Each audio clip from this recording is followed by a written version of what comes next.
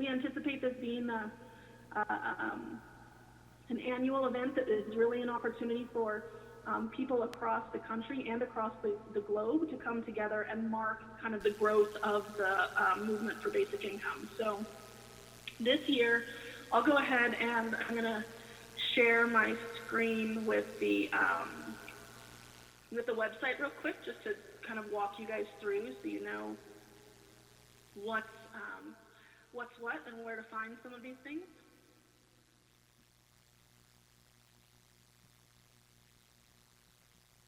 Okay. So let me share this screen for you guys.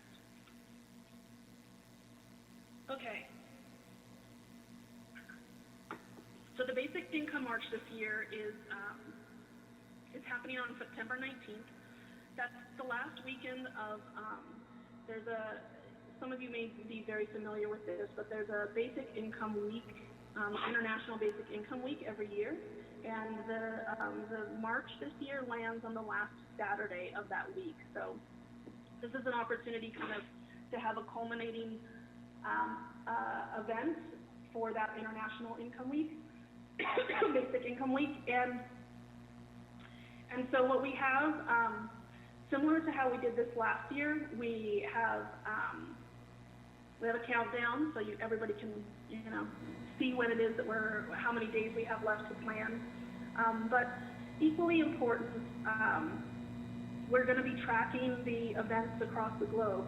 What's new this year is that we're going to actually have a very easy way to track this moving forward, so that you guys can know where's the closest event to me, how to sign up, and what, and if you're interested in hosting an event, what that might look like.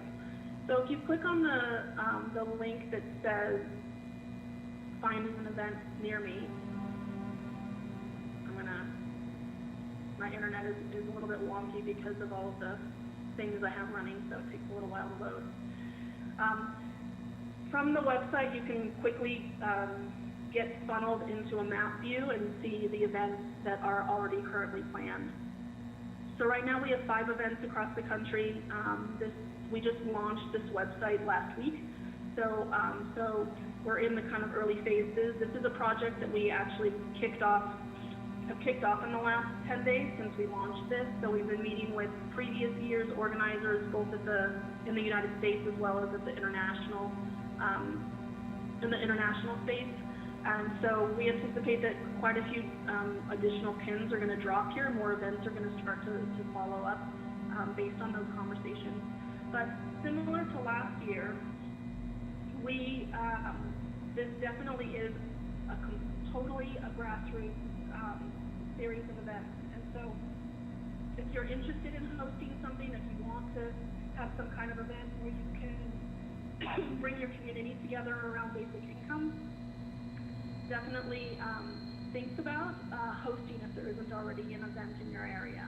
I want to talk a little bit about what that looks like and what the support mechanisms are that are in place, because that can feel a little bit daunting. If you go to the website, up at the top, there's a link that says Get Involved. And of course, with COVID this year, what a march might look like is going to may be very different than what it has been last year and what it may be in future years. So we have under the Get Involved some outlines of different types of events that hosts might participate in or might decide to organize for their city. Obviously, there's march or rally, but social distancing concerns, we want to make sure the goal of the Basic Income March, just to kind of level set that, is to have a public display of the growth of the movement. So this is about public social protest. So it's really important to us that this is still something that happens out in the real world, but how do we do that and still have safe social distancing? So some other options, and certainly in the United States, what we're thinking most of the events will look like, are either a car or bike parade. We've already done some early car parades as part of our Pressure Congress campaign to get emergency UBI in the next stimulus package. So we've got some experience under our belt of how to do that. And then, of course, the bikes are big if you're in New York City or Portland or some of the other cities where there's a really big bike community. A bike parade might make a lot of sense as well. From our perspective, what Income Movement wants to do is we want to make sure that we are supporting all of the work that goes into organizing these events. So tools for organizing, the kind of task lists and helping inform organizers about best practices, but also creating a lot of the signage that's needed, banners, all of those different things, so that organizers aren't feeling like they have to take on a lot of those nuts and bolts pieces of any kind of a formal protest. Another option is something like street corner protests. We also have even started to think about what crowdsourced art installations might look like, things that aren't necessarily a one-day event, but maybe grows over time and is left behind for the community to engage with the idea of basic income over time. So we're definitely thinking outside of the box for this year and thinking how can we make sure that that there's lots of opportunities for that public protest, but that people can be safe, especially with the numbers that are coming out of the rising COVID cases. We want to be very thoughtful and respectful of people's health, but also find ways to make sure that the community understands that there's growing support for something that could really benefit, especially in these very difficult financial times, things that could benefit the community. And we also have things up here. We'll be supporting print materials, like I said. We'll support social media materials and a plan for social media and marketing to make sure that we're getting press involved, if that makes sense for your event, and that you have kind of a clear plan for how to promote within your own community to get increased numbers, etc. So this is a very big project. Last year we had 30 cities across the globe involved, and we anticipate that we may have significantly more this year. We'd love to have you guys involved in whatever capacity, whether it's just attending or helping create some of the assets, to organizing and hosting. There's kind of a wide range of ways that you can plug in. So that's that component of the Basic Income March. Super exciting. It's also in many ways kind of the culminating Basic Income event prior to the November election. So it's also an opportunity for us to try to have a little bit of an impact in that space. Okay, let me go back to the presentation so that we can talk about a few more of these items before I hand it over to Erica. Okay.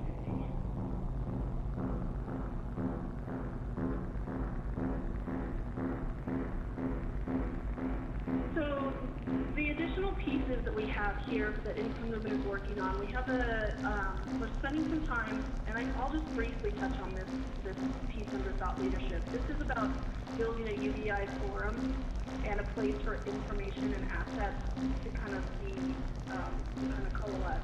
And so the idea really behind this is having a central location for information, tools, conversations, kind of building community, but not have it be tied to any one organization. One of the biggest goals that we have at Income Movement is finding a way to open up opportunities for collaboration and sharing. And right now we find this for ourselves as well, Income Movement, that things like Slack and some of the other mechanisms we have, Google Drives for sharing assets, those all have gates to them. They all require some kind of invite. There's no way for you to actually just kind of, even if you're not really sure if you want to be part of the basic income community, there's no way for you to see what's happening in the community, to see who the people are and the ideas that are being explored from a community level. You know, we have really great resources like Basic Income Today that Scott Stanton and Humanity and Fund for Humanity support, and that's that really great kind of filtered through information and great articles. These but something that's really kind of and by the community, that, you know, if somebody creates a really cool meme and they want to share it with the community, where can they put that? It's something that I think that we've been thinking would be incredibly powerful for the community and the ability for it to grow. So a space for that kind of the goals of learning, sharing, teaching, talking, and really and give an opportunity for that kind of natural, organic growth that we think and that we know happens when people start to get turned on to the idea. And then the last one under political impact, the two things that we have here are, and the first I think is for us, one of the most fundamental and important goals for 2020 is to help establish UBI as a political movement. Right now, from a grassroots organization, on a grassroots community perspective, to the media, to the political establishment, a big part of what we're trying to accomplish in 2020 is to move from the idea of a single candidate and a fringe idea to a whole movement that has a lot of incredible political capital. And so from our perspective, it's a very critical piece. Right now, even now, when UBI gets talked about often by the press, it's still kind of deferred as this fringe thing, even though we see more and more, especially with COVID and with a lot of these different bills that were presented by Congress that basically are emergency UBI. There's still, when we start talking, when there's conversations of a permanent UBI, it's not really given the political respect that we know that it should, and that we know ultimately that the community actually can support. So income movement is in the we did a gang census right after Andrew closed his campaign. We had about 8,000 people take that. We have a report coming out next week that outlines that to help establish the basic income community, kind of help define it. We're doing another report looking at the primary voter results that have come out of all these amazing primaries that have had UBI candidates running in it, as well as some other data to really help establish a clear understanding of who we are as a community and why it is that the political establishment needs and the media needs to take us seriously.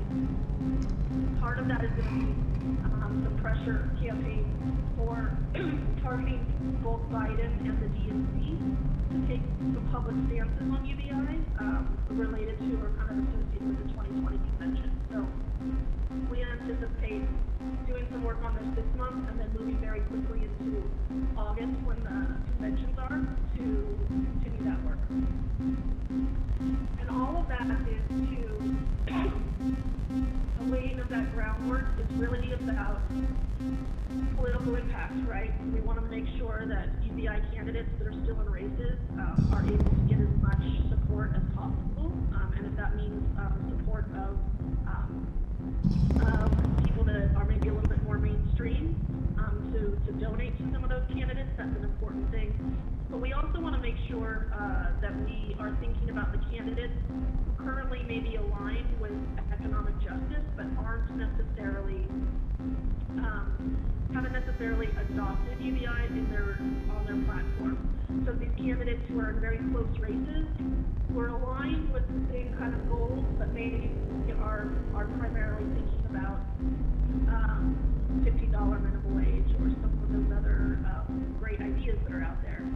We want to target those people that are in those close races that are aligned, and we want to talk with them about how and impactful and engaged the UBI community is, and start to talk with them about the idea that if they adopt UBI, maybe they would actually get the additional, get more points that they need to win the Olympics, and really start to help establish UBI as an opportunity for just that, for winning elections, because we know that that's the case, but we're going to need these proof points, and 2020 is a great opportunity for us to get that. And things that you guys can help to do around that are helping us do research, data analysis, thinking about how to promote some of these ideas via social media, and then of course letter writing campaigns, all of the things that we do to be able to influence and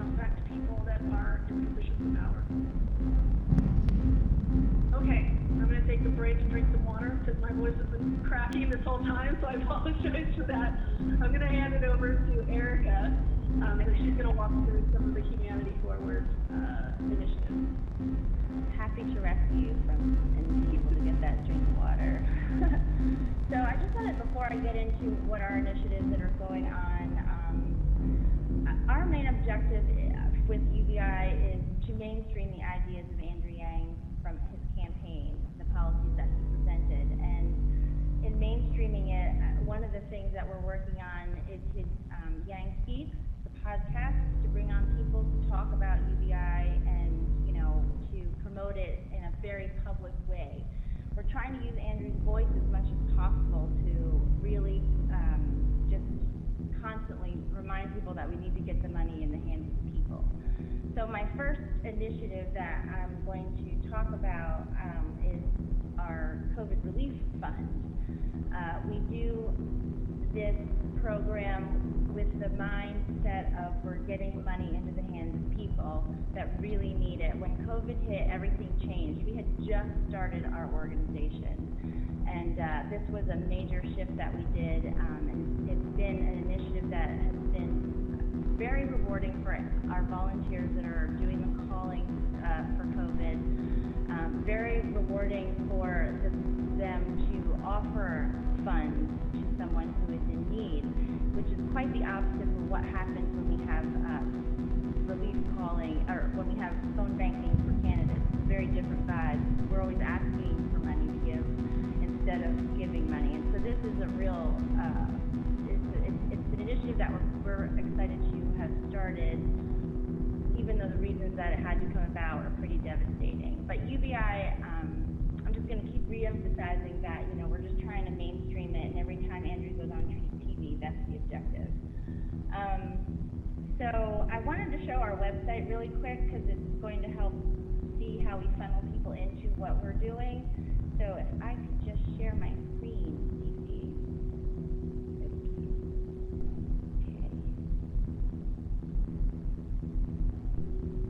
Okay, so this is our website. I went to the Corona Relief page just to show you a little bit about that.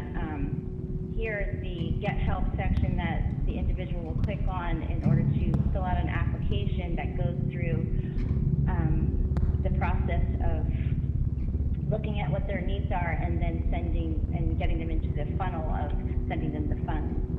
We do need more contributions for that. Though Jack Dorsey was very generous and donated to us, we're always looking for more funds because we have way more people in need than we actually do have funds. And then down here at the bottom, we have Ready to Get Involved. And if you click on this link, it'll take you to a form to fill out so that you can start volunteering with us. So that is pretty much all I wanted to show you on that. So COVID Relief, we can go back to the slides, is one of our initiatives. The next one is, I think I'll talk about, which one? I forget what's next. Oh yeah. Humanity Hangs. They are our humanitarian outreach. I don't know if you guys remember when Andrew was in the beginning of quarantine talking about the need for people to connect. So we started this initiative in order to connect people that might be isolated due to COVID. And it's turned into a really great thing. We have two of them twice. We have them twice a week on Tuesdays and Fridays. I want to say 6 p.m. Eastern time and then 8 p.m. Eastern on Friday. And the point of these has been, it's just been wonderful for people to connect and get that human connection to bring people together. And sometimes we have guests that come on, for example, some of the candidates that we are supporting in down ballot races, they come to our Humanity Hangs so that they can get to know the people and the people can get to know them. These are not just for supporters of Andrew Yang. Anyone that is out in the public that is isolated or wants to get to know our community can come in and, get converted into the UBI universe. So that is an initiative that, again, came from Andrew Yang to, just give some relief to what's going on in real time. And then finally, our political impact that we're very, this is a big deal for us. We have been probably putting out 2 to 4 candidate endorsements a week for the last month and a half, maybe a little bit longer. Very excited to say that our first endorsement of Jermaine Johnson was a success. It's exciting to have such a large win in South Carolina. He killed it in his election, and it's all due to the support from all of you out there putting your time in to help him. And that's exactly what this coalition is about. We're all here to achieve the same thing, and anything we can do for these candidates that are running, the better. We have 2 that are coming up right away. It's Russ Yersioni, and I can't think of the other one off the top of my head. If you go to our website and go to the endorsement page, you can see all of our endorsed candidates there. So any efforts any time that you have to put in a couple phone calls means something. It's best to talk to the people with your mouth. It is really important to get people involved with your mouth. So phone calling does that, and we really would love to get any support in that realm for our endorsed candidates. They are all over the country. We have them in Tennessee, we have them in Texas, it's Washington State, California. We are going to have more coming out next week, so stay tuned for that. Come check out our website and see who it is. And if you're ready to volunteer, go to that page that I just showed you on our website, click on the link, and it will take you to our volunteer page. And after that, after you finish filling it out, it'll direct you to our Slack, and you'll get right into our program. And you'll find a little bit of something for everyone. We are very bonded closely with Humanity First movement. It's important for me to mention that because they are actually our grassroots movement. We are dependent upon them in order to get our people out there and doing what we need to do. So I just wanted to give them a shout out. They are the organizing branch of what Humanity Forward is doing. So we appreciate them so much. I also wanted to just, I can't push it enough. We need volunteers. That you can never have too many. And I wanted to reiterate what Stacey said. These are our individual initiatives, but we're not going to recreate the wheel. If there's something else that somebody else is doing better, we will totally shift in that direction. And we had to shift quickly this year with, we had thought starting a nonprofit, we'd have a little time to relax and get things going in a really nice and proper way. But instead, we've had to really ramp things up quickly. And so we call our Slack the Humanity Forward Rapid Response because everything is coming at us so fast. So if you're ready to get your seatbelt on and move forward, come join us. I think I'm ready to pass it to you, Stacey. Awesome. Thanks, Erica. Yeah, and I think in that spirit, that's a really great move into the shared, what was in that kind of middle column of the partnership that we have going and the projects that we're working on together in a very concerted effort with Humanity Forward, Humanity First Movement, Income Movement. And I would also say that Fund for Humanity has been deeply involved in this as well. So the three key projects that we have going, the first on the grassroots growth side is the COVID Congressional Pressure Action Plan.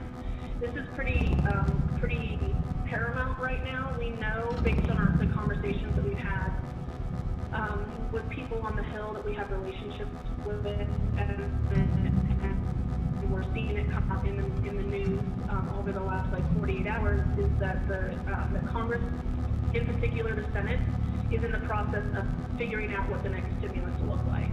And we know from past experience, both with CARES and with HEROES, both of those acts, that really the first 10 days of negotiations for legislation is the most critical time for us to try to get ongoing monthly payments to the people, and emergency UBI onto the table into that legislation.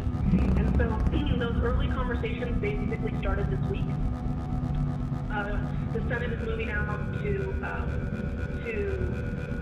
take a break.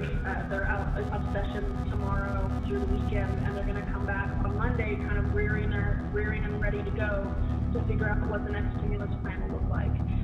What we've been doing for really at the beginning, I think it was right around the time that the CARES Act came out. We've been doing a lot of congressional pressure actions, so letter writing campaigns to Congress, petitions, phone calls, all of those kinds of things to help put pressure on Congress to include ongoing payments. But it wasn't until the very beginning of the HEROES Act that we decided we need to put all this onto a website. So we have bailoutthepeople.com. Many of you might be familiar with this. I'm going to go ahead and share my entire screen so that I can just bounce back and forth between all of these. So can you guys see? It looks like, is it sharing? Can you see my? Okay, great.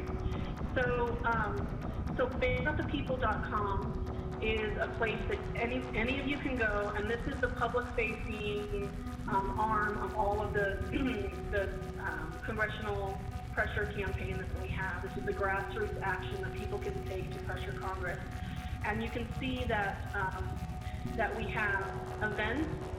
So these are, and I'll go into a little bit more detail in a moment, the July 11th event, but we have the ability to send letters to senators and links to those, phone call campaigns that we have, petitions, a variety of social media campaigns, letter to the editor programs. This is really a great place to come to for you guys to be able to find like what's the latest action that I can take to try to put pressure on Congress over the next 10 days to get ongoing payments into the stimulus. It's also a great and easy resource to share across your community with your friends, relatives, or on your social media platform. But one of the things, so this is something that we've all been working together on as a very kind of broad coalition within the basic income community and all of the different organizations. One of the things that's really important that's coming up right away, so all of these actions are ready for you to partake in. You can do it at any moment. The other thing that is happening coming up on July 11th that actually has a lot more moving pieces and requires more support from organizers and from volunteers is this event on July 11th. There's been some conversations even today about the exact name of the event, but it's basically delivering the people's demands to senators and representatives' homes. So what's going to be happening on the 11th is actually car parades to the homes, the home addresses of our leadership, and we're going to be delivering demands. The demands are a variety of demands. Most of them are related to the economic situation that we find ourselves in. So they're $2,000 a month to everybody during the duration of the crisis. The other demands have to do with like continuing the pause on rent and mortgage payments, pausing, debt payments for student loans, etc. There's also one of the demands is also about defunding the police as a recognition of what's happening with the uprising and the work that's happening by amazing organizations like Movement for Black Lives and the Black Lives Matter movement to make sure that when Congress is thinking about stimulus, they're thinking about funding and thinking about addressing all of the kind of critical needs of how we can keep our communities safe and and that's not necessarily only about healthcare and money. It's also about the safety and health of communities when it comes to how to be treated by police and by other community members. So this is a really exciting, very cool event. It's coming up very quickly also. This is something that we'd love to have your guys' support on. When you click on the link here, attend the event, let's see, it pops it up. you can see, you get taken to the map view of this event, and you can see that, I'm gonna take a moment again because my computer's slow with all this stuff. You can see that there's, I think we're approaching 30 events on the 11th. So they're all over the country.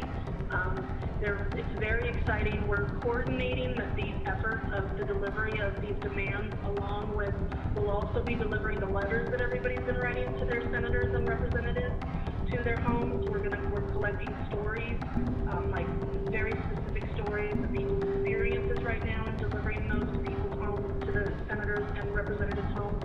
So this is an important real world moment for us to show our demands for our community right now, and that our Congress actually lead and do the right thing and think about the people rather than businesses and a lot of the things that they've been focusing on so far with many of the different areas of stimulus. But it's also an opportunity to actually hand deliver to them the requests, demands, and stories of their constituents to them. In some of our conversations with Congress members, they've said specifically that when they're trying to have conversations about passing legislation that's going to get money to the people during this crisis, most consistently what they hit up against with their colleagues in Congress is that they just don't understand how bad it is for people right now. Like they kind of have blinders on to just how desperate millions and millions of people's lives are. So it's a big part of what we want to be doing during this event is actually delivering those stories to help build the empathy and help them actually start to make the right decisions. So these are some really important key, like I said, as we started to move into this part of the conversation, these are absolutely critical events and actions. Now I'm going to be able to find my thing. There we go. The COVID Congressional Pressure Action Plan, these are things that you can get involved in right away, right now, and have a deep impact on the legislation that's getting written. We have relationships with lobbyists and policymakers on the Hill that are having backdoor conversations with senators right now. We've targeted a very specific set of senators. There's 11 of them that we know are having pretty intense and serious conversations behind closed doors around supporting monthly payments to people as part of the next stimulus. We want to make sure that we're hitting them from the letter writing campaigns and the phone calls. We're going to have some social media campaigns so that there's some of that kind of pressure. We want to get the media involved. This is really about bringing all hands on deck and doing as much as we can to make sure that they don't only include a single payment like they did for CARES and end up really missing an opportunity to alleviate a lot of the suffering and struggle that's happening out there. The other, one of the other projects that we're working on, Income Movement, Humanity Forward, as well as so many other organizations, is this Basic Income Coalition. This moment right here, all of us together, is the output of this. But we want to make sure that we're continuing the opportunities to build initiatives together, foster collaboration and communication across all of our organizations.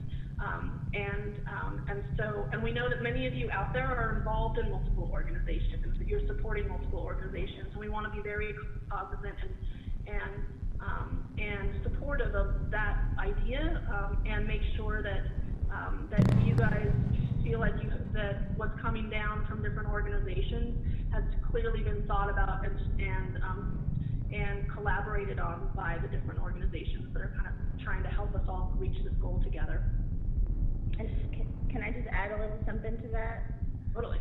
Yeah, so with the coalition building, I think what's key with that is that there's this place for everyone in this movement. There's no one organization can do this movement alone, and it's really important. I like to highlight how Humanity Forward has a very national vocal voice. So we we want to be the voice that gets the attention of the widespread so that we can funnel that energy to the grassroots. And there's multiple coalitions or organizations that are doing that, and we're going to focus on all of them because I think they all have very good messages and meaning to what we're trying to accomplish. So I just wanted to throw my 2 cents in here. Awesome. Yes. Now the third piece here, just real briefly, is the political impact in that we do have, Income Movement is endorsing and supporting candidates only at the federal level, and Humanity Forward is obviously going kind of up and down the ballot, so they're able to do things that are at the more state level and local level, which is phenomenal. And so we just want to highlight here that there are some candidates that both of our organizations endorse that are still in races, whether they're primary or general. And to also just highlight this idea that from our perspective, what we want to do is foster as many opportunities for the base income community to get to know these candidates.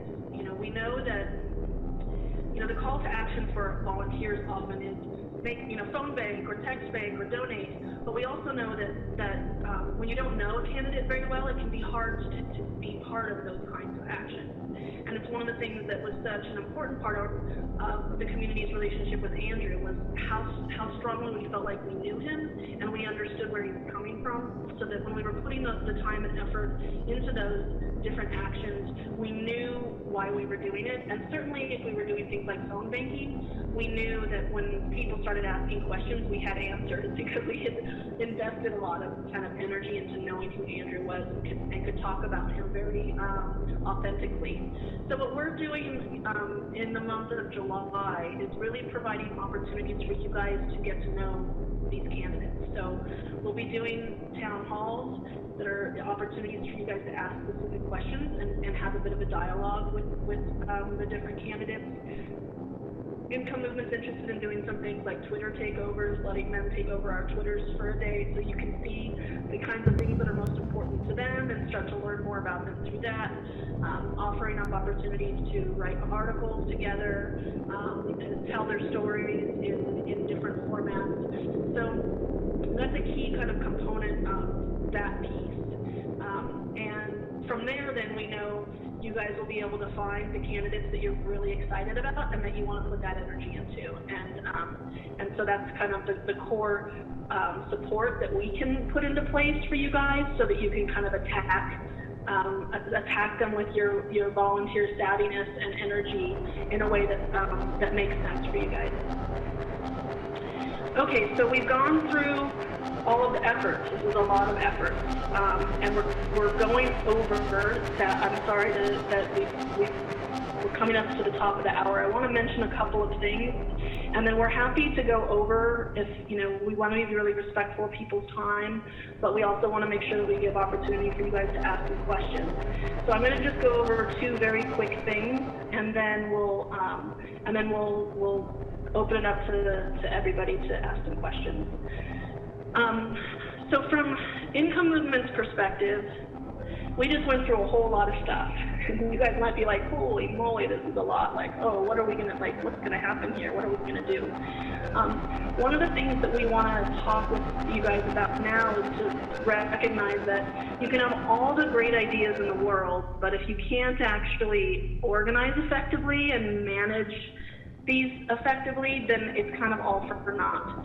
And so we wanted to just talk a little bit for a brief moment about that and what that means to us, and what the overall kind of organization looks like. So in a minute, we're going to give you, Liz is going to drop a link into the chat, and that's going to be an opportunity. She's not going to do it quite yet. I have one last thing I want to say, but it's going to be an opportunity for you to actually choose right now the efforts that you saw today that you might be interested in participating in as a volunteer.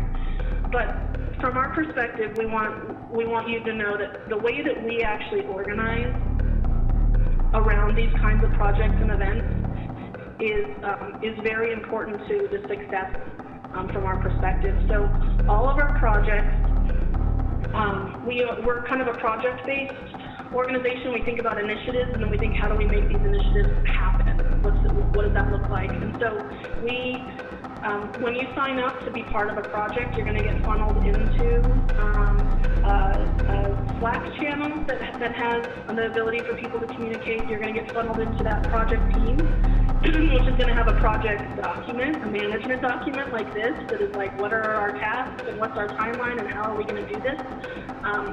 And you'll also be added to a weekly meeting for people to be able to get together and touch base. If you think of kind of the private sector, the idea of like a stand-up where the team comes together and just kind of hashes things out.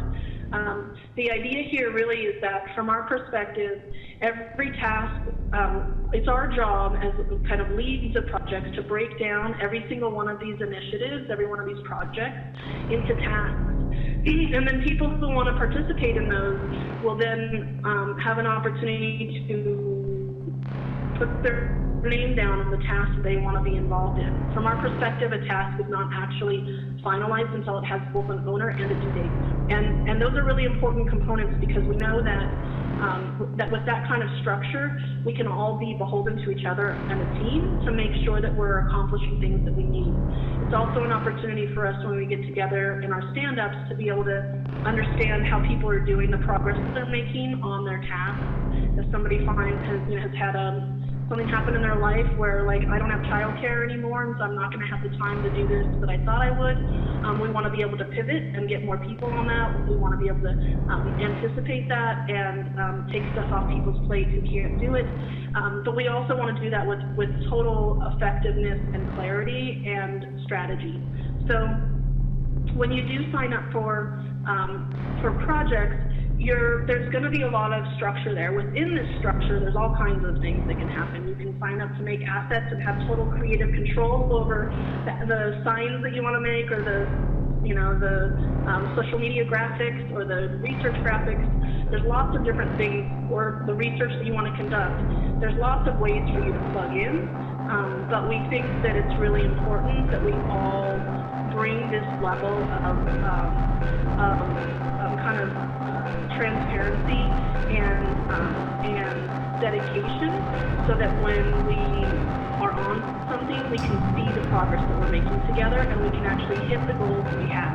And some of these projects are very time constrained, like the Congressional Action Plan, the Congressional Pressure Plan. We know that we have really about 10 days to do as much as we possibly can around this. Other projects, we have a much longer tempo. The basic income march, we have a few months, 2.5 months. So that gives us a little bit more leeway to adjust due dates based on what's happening in people's lives. But we also want to make sure that we don't go very long without connecting with each other, to make sure that everybody has what they need to be able to succeed. So that's kind of the structure that we have in place in order for what we think is a successful way for us to come together as volunteers. Okay, so that's that. But we want to make sure now that we give an opportunity for you guys to fill out the form. Then let us know what out of everything that you've seen today looks interesting, or that you'd like to learn more about, or be added to the project team. So Liz is going to drop into, maybe she already did, I'm going to scroll down. She's going to drop the link into the chat that is in the form. And is it there? Yes. Okay, we're going to give you guys a moment right now to actually do this. So we want you to do it now, rather than like have it be open, then you lose it, and then you don't. It doesn't ever happen. It's a very simple and straightforward form. So just take a minute to put in your name, and then you'll see over on the right are a list of the different initiatives on the right side here. Just click on up to 3 that you're most interested in, and then we can make sure we follow up with more information for you guys. Last time I had the Jeopardy theme song, but I don't have it right now up, so I'm sorry. I can sing it for you.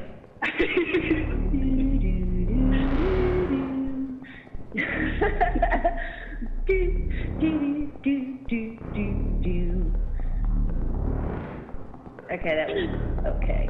That was pretty good. Okay, we'll give you another like 10 seconds to finish that up, and then we'll open it up to questions for the remaining, for another 10 minutes or so.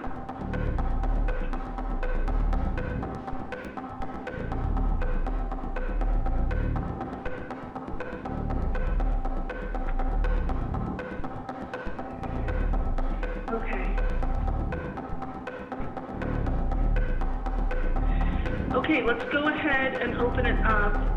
And what we did last time that seemed to work well is Liz just actually read out loud questions that had come up during the conversation to make sure we're kind of covering key things. Are you able to do that, Liz? I saw you kind of jumping on off. Yeah. One question that's come up quite a few times is, are there ways to get involved with the data side of things? I think that's directed to me. That's a great question. Yeah. Awesome. So we have a volunteer team for data, and we do sort of an interview process for that to make sure it's the right fit for the right things that we have going on. But if you go to our link that, if one of my people that are watching could paste in there, thank you, Lauren. And sign up to our form, sign our form for volunteering. You could check the data option, and someone will get back to you about that. It is a high need for those kinds of things.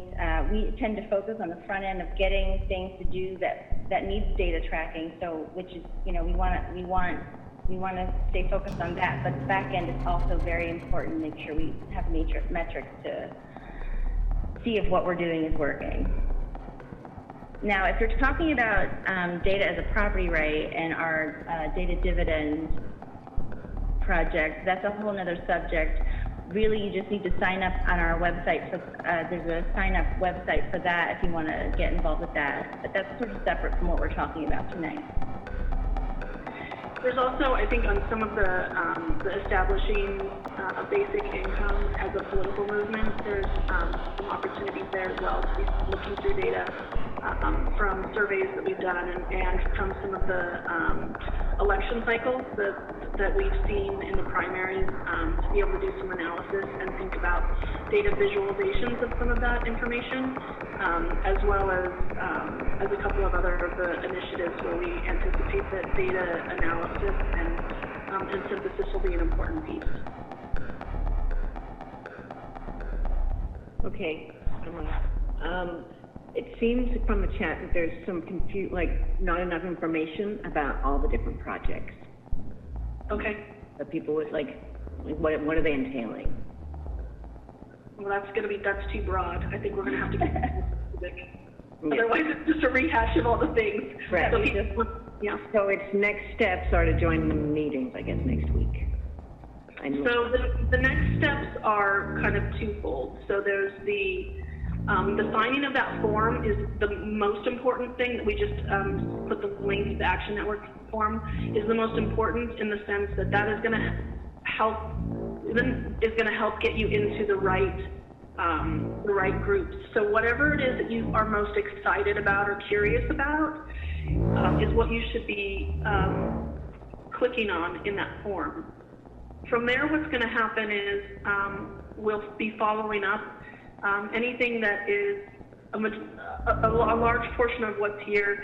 Income Movement will be following up with you with an email that outlines more about that specific project, as well as that gets you a link into our Slack if you aren't already a member of one of our volunteers, and in that, and really just kind of lay out the structure, get you the project plan, like the spreadsheet that I showed you, as well as sign you up for the weekly meeting for that project. So if you really are struggling to know enough details about a project, but you're curious about one, I would say sign up for it, because within the first week you'll get all of the resources about it, and you'll have a meeting related to it that will help you understand more about it, and you can then make a decision of whether or not it's something that you want to do. That feels like the most effective way for you to move forward. We certainly, if you go to Income Movement's website, there's a volunteer form there. It's up on as a main nav. It's very easy to find. That'll get you into our volunteer channel, and which will immediately get you into our Slack. And we basically have a channel for each of these projects. Each of the projects that are either Income Movement specific or Income Movement and Humanity Forward coalitions. You'll need to go to Humanity Forward for any of the specific items that Erica outlined.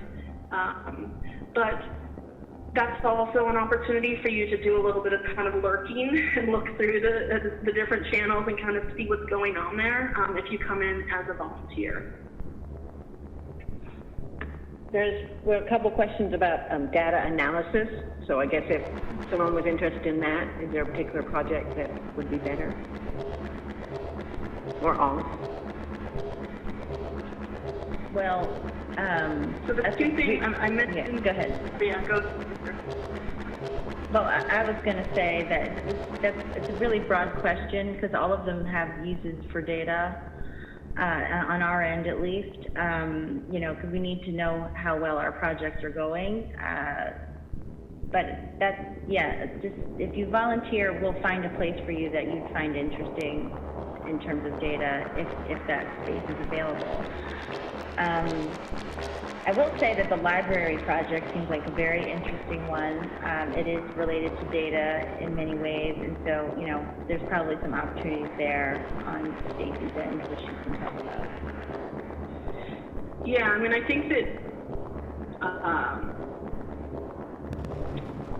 the two projects that I mentioned a few moments ago, looking at the primary elections and looking at the data that came out of the votes for UBI candidates is going to be pretty critical to establishing us as a political movement.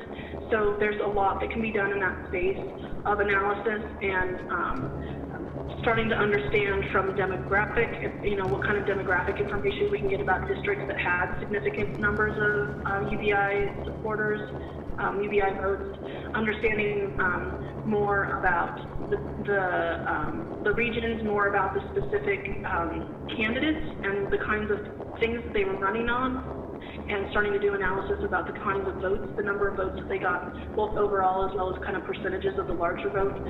Those are all things that are going to take quite a pretty heavy lift from the analysis side, and starting to understand what the implications of all of that data are on who we are as a community and how we can impact the larger political landscape. So we're also launching another survey of the larger community to ask some of the questions that we asked in the Yang Gang census, but of the larger community, and adding some new ones in because the Yang Gang census was pre-COVID and pre the Black Lives Matter uprising, and certainly our landscape has changed considerably, and so we want to make sure that we're understanding where our community is right now and what's most important to them, and so those are going to be some opportunities for some additional analysis.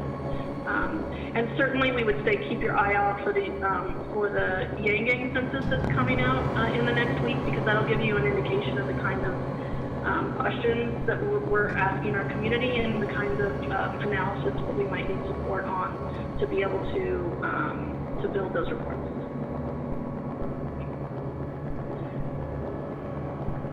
So there was some talk about, or questions about a PAC, and I don't know if this is the right space for that, or if you have time.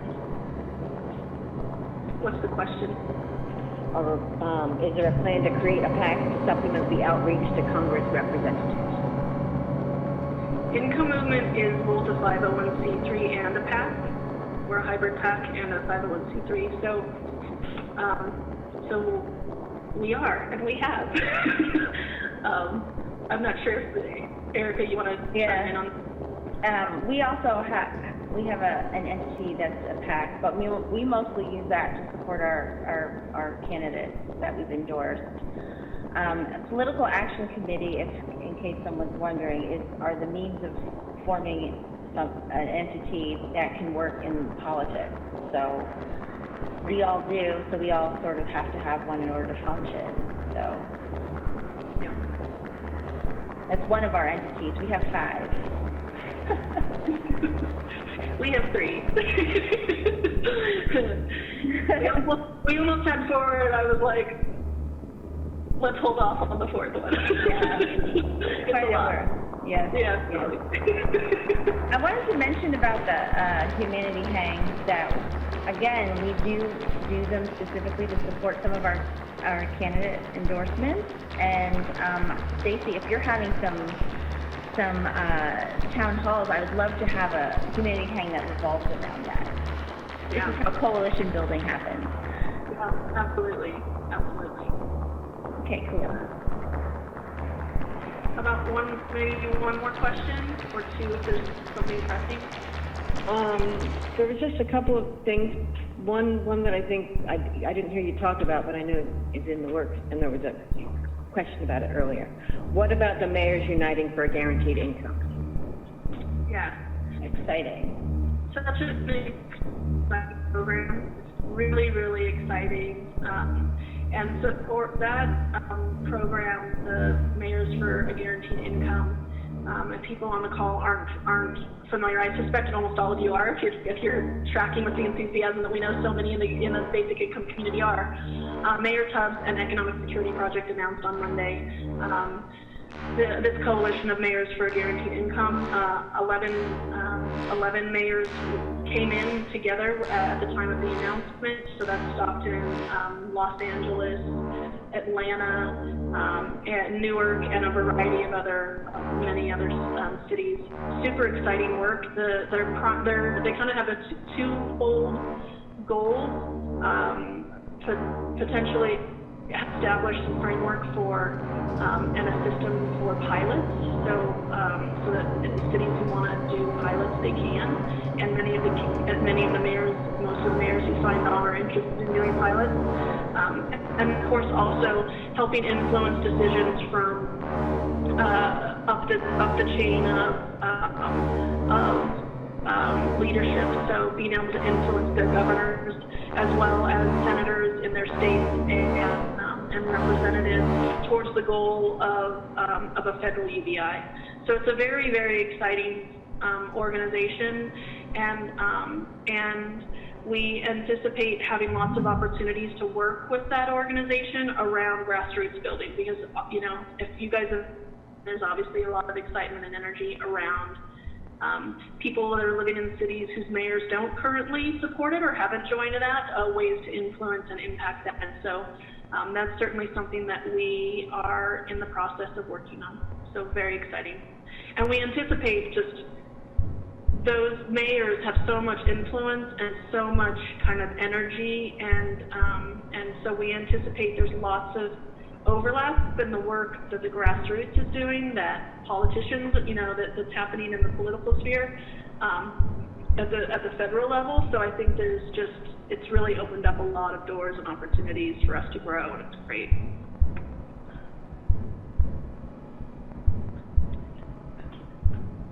Okay, wonderful. Well, we're 17 minutes over. Thank you so much for those of you. I think at the peak we had about 88 people on this call, which is phenomenal, really exciting. On Tuesday we had 60, or maybe a little bit more than that. So thank you so much for attending, for showing up, for continuing to be dedicated to this movement and all of the work that it takes to make it happen. We've recorded this, and like I said at the beginning, so we'll go ahead and post this up and make it public. So if you have people in your lives that wanted to be here but weren't able to, they can participate by viewing it, and certainly we'll get all of the information. If you want to re-watch it for some reason, you'll be able to do that as well. But thank you so much for attending. We're excited to kick off all of this work with you guys, and this is really the beginning of a pretty amazing series of actions that are going to lead us into November and lead us into some really important milestones for basic income. So thank you so much. Yes, thank you everyone. So appreciate being invited tonight to share in this exciting summer kickoff, if you will. And I believe we are going to be sending out everything that was presented today so that people can, if you are overwhelmed, you will be able to see it firsthand. So again, thank you. We have so much work to do. Get involved and stick with us. You'll have the ride of your life, I promise you. Thanks so much, you guys. Have a good evening. Thanks, bye. Bye-bye. The recording has stopped.